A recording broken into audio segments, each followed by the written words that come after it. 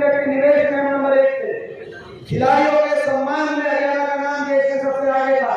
किसान के हकों के फैसले में देश में हरियाणा का नाम आता था। चाहे 1600 करोड़ के बिजली के बिलों की माफी की बात रही हो, चाहे कोऑपरेटिव के कर्जों की माफी की बात रही हो, चाहे गन्ना पॉपुलर धान के भाव की बात रही हो, चाहे काला कानून कोऑपरेटिव बैंक के हिसाब से जेल और जमीन की नीलामी के काले कानून को समाप्त करने की बात, हरियाणा का नाम देश में आगे था। गरीबी की कल्याणकारी योजनाओं में देश में हरियाणा देश में नंबर 1 पे माना जाता था। तो कांग्रेस पार्टी की सरकार के नेतृत्व में चाहे वो गरीब को 100 गज के प्लॉट देने की बात हो जो 4 लाख परिवारों को मिले, चाहे 20 लाख गरीब परिवारों के बच्चों को स्कूल के अंदर वजीफा देने की बात हो, चाहे देश में उस समय सबसे ज्यादा पेंशन की बात हो, बुढ़ापा पेंशन उस समय देश में दिल्ली से भी ज्यादा थी, चाहे वो गरीब की घर में पानी की टंकी टूटी की बात हो, चाहे बिजली के अंदर उस समय देश में सबसे कम दरों पे बिजली की व्यवस्था करने की बात रही हो। आज वो प्रदेश जो 10 साल तक विकास में आगे था, 10 साल तक आपस में भाईचारे में कहीं कोई नुकसान नहीं हुआ, कहीं खरोच भी नहीं आई भाईचारे पे, आपसी भाईचारे के साथ 10 साल में किसी वर्ग को अपने हकों के लिए धरना नहीं देना पड़ा, कोई आंदोलन नहीं करना पड़ा, कहीं पुलिस को लाठीचार्ज नहीं करना पड़ा। एक जगह भी हरियाणा में लाठीचार्ज का उदाहरण नहीं मिला 10 साल। वो प्रदेश जो देश में आगे था, उस प्रदेश में बीजेपी ने नारा दिया कि अच्छे दिन लाएंगे। आप सब ने लोगों ने सोचा कि शायद कुछ अच्छा करके दिखाएंगे, शायद कुछ और हरियाणा को आगे लेके जाके दिखाएंगे, लेकिन क्या हुआ? जो विकास में आगे था, वो विकास में तो देश में 17वें पायदान पे देश में नंबर 1 पर अगर पहुंच गया, इस खट्टर राज में है, तो बेरोजगारी में देश में नंबर 1 पहुंचा दिया हरियाणा को। देश में सबसे ज्यादा बेरोजगारी, और ये हम ही ने भारत सरकार हमारी संसद के अंदर मैंने जब सवाल पूछा पिछले सत्र में कि देश में कौन से राज्य में सबसे ज्यादा बेरोजगारी है, तो आज अपने पसीने पोंछते हुए श्रम और रोजगार मंत्री रामेश्वर जी ने जवाब दिया।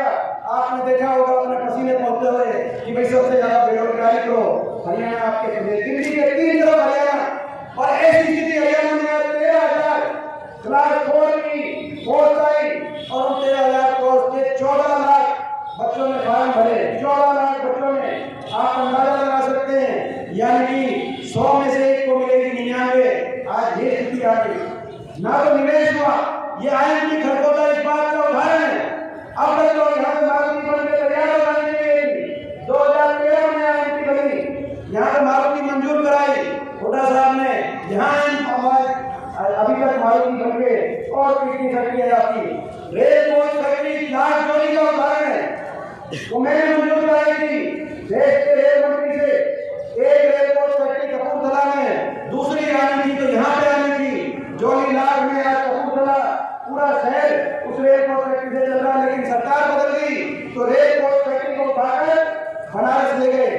सोनीपत का हरियाणा का कितना नुकसान हुआ, लाखों नौजवानों को यहाँ रोजगार मिला, ना निवेश हुआ, ना सरकारी नौकरी, या तो समाप्त कर दी गई सरकारी नौकरियां, या अग्निपथ जैसी योजनाएं आ गई, हरियाणा कौशल निगम जैसी योजनाएं आ गई जिसमें कच्चों में परिवर्तित कर दिया गया, या भर्ती घोटाले की भेंट चढ़ी एससी के दफ्तरों में लाखों करोड़ रुपए की 3 करोड़ से ज्यादा रुपए की बरामदगी उस कैम में हुई आपके सामने, एक के बाद एक पेपर लीक। और फिर भी कोई अगर इस सब के बावजूद छोटी मोटी कोई लिस्ट आती है तो दुख की बात यह है आज हरियाणा के अंदर उस लिस्ट में हरियाणा वालों से ज्यादा बाहर के प्रदेश के नौजवानों का नंबर उस लिस्ट में आता है। मुख्यमंत्री जी गोहाना आए थे, वो गोहाना गए, उन्होंने एक बात कही थी, जिस बात की 30 आदमी मेरे दिल में आपके दिल में, उन्होंने कहा था कि हरियाणा वाले कंधे से नीचे मजबूत होते हैं और ऊपर कमजोर होते हैं। शायद मुख्यमंत्री जी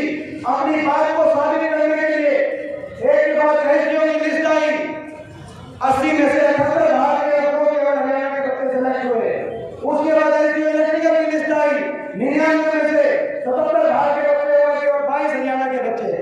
उसके बाद असिस्टेंट प्रोफेसर टेक्निकल की लिस्ट आई, उसमें 156 में से 53 हरियाणा के बच्चे और 103 बाहर के बच्चे सेलेक्ट हुए। यहाँ तक कि एचपीएससी चेयरमैन जो इस सिलेक्शन के लिए जिम्मेदार है, 3.25 करोड़ हरियाणा वासियों में से कोई एक भी काबिल नहीं मिला।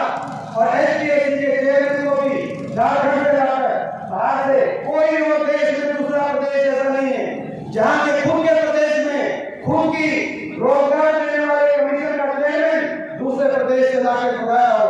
मुख्यमंत्री जी, आज ये हरियाणा प्रदेश में देश में सबसे ज्यादा बेरोजगारी और इसके खिलाफ हम जरा आवाज उठाएं तो क्या तो इनकी आंख में हम लड़ेंगे नहीं तो क्या होगा। आज बेरोजगारी के देश में नंबर 1। आज महंगाई में डीजल, पेट्रोल, रसोई गैस का सिलेंडर जो हमारे समय में 400 रुपए होता था, आज वो 1100 रुपए से 1200 रुपए सिलेंडर को पहुंचा दिया इन्होंने।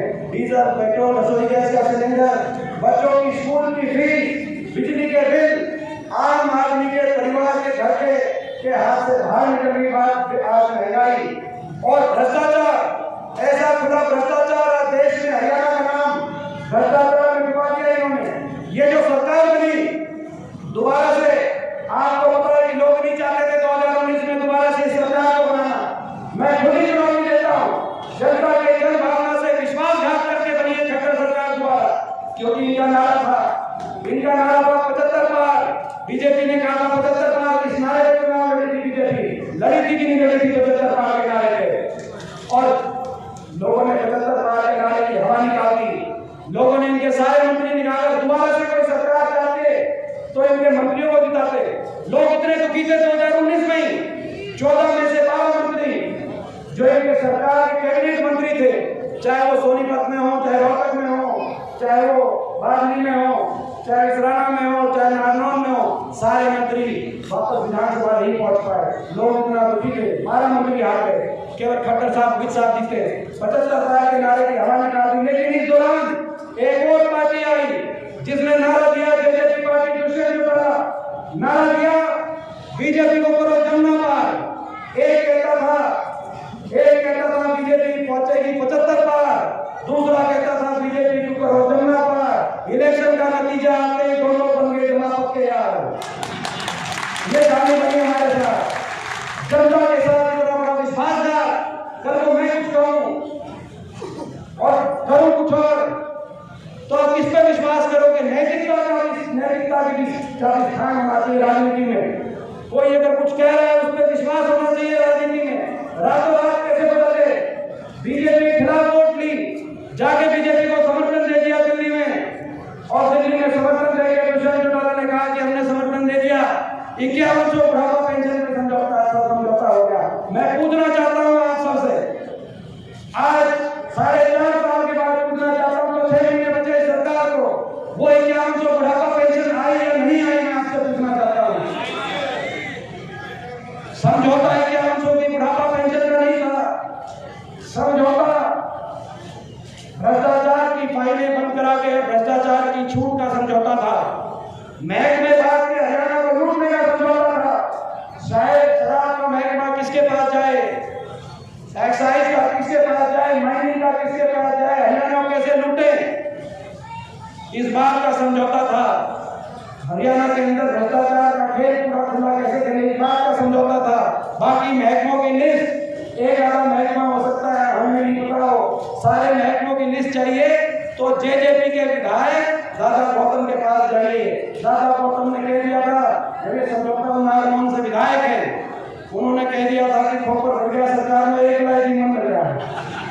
कह दी थी, कह दी थी, खोपर तो जीत गया, लेकिन 750 किसानों को अपनी जान की कुर्बानी देनी पड़ी। खोपर तो जीत गया, मगर हमारे खिलाड़ियों को, हमारी बेटियों को दिल्ली की सड़कों पे घसीटते हुए हमें देखना पड़ा। खोपर तो जीत गया, लेकिन हरियाणा के नौजवान को सबसे ज्यादा बेरोजगारी का सामना करना पड़ा। ये स्थिति आज बनी हमारे साथ। इस बात का दिल में हमें तो आज हरियाणा प्रदेश देश में विकास में आगे होता है। आज देश में कानून व्यवस्था की फलता में, बेरोजगारी में, महंगाई में, भ्रष्टाचार में, और ऐसा खुला भ्रष्टाचार मैं देख रहा था। अभी एक्सपोर्ट के अंदर कंडीशन लगा दी दोबारा, धान के 15 दिनों एक्सपोर्ट बंद कर दिया, दोबारा कंडीशन लगा दी, भाव गिर गए, और भाव गिरने के बाद जो खरीद होती है उसके लिए सबने एक्सपोर्टरों ने स्ट्राइक पे जाना पड़ा। हर साल ये होता है। आज हमारे खाद्यान्न भंडारों में इतना खाद्यान्न चाहे वो गेहूं की बात हो, चाहे धान की बात हो, कि हमारे देश के लिए, हमारे गरीब आदमी के लिए संपूर्ण खाद्यान्न आज देश के किसान की मेहनत से वहां पे उपलब्ध है। ऐसे में जब एक्सपोर्ट में ज्यादा भाव मिल सकता है तो एक्सपोर्ट को आप बंद कर रहे हैं, लेकिन बंद कब से करते हैं? बड़े उद्योगपति समूह, अदानी जैसे समूह, वो एक्सपोर्ट में आ गए, हर साल यही काम करते हैं, बंद कर देते हैं और सीजन के आखिर में एक्सपोर्ट खोलने का काम करते हैं ताकि फायदा ऐसे लोगों को हो जो अभी समय सस्ते में खरीदे और बाद में किसान पे और गरीब पे भी चोट, महंगाई की और किसान पे भी चोट। में वही काम है जो कि कोयले का भी एक बड़ा घोटाला सामने आया, ये वही समूह है, इस तरह के समूह जो विदेशों से कोयला लेके आके और हमारे प्रदेश को बिजली देने का काम करते हैं। जब हमारी सरकार की तो इसी समूह के साथ 2 रुपये 94 पैसे के हिसाब से बिजली का समझौता हुआ था, बीजेपी की सरकार आते ही वो समझौता रद्द करके 8 से 11,000 रुपये तक प्रति यूनिट बिजली लेके और बिजली के उपभोक्ता को महंगी बिजली देने का काम हुआ।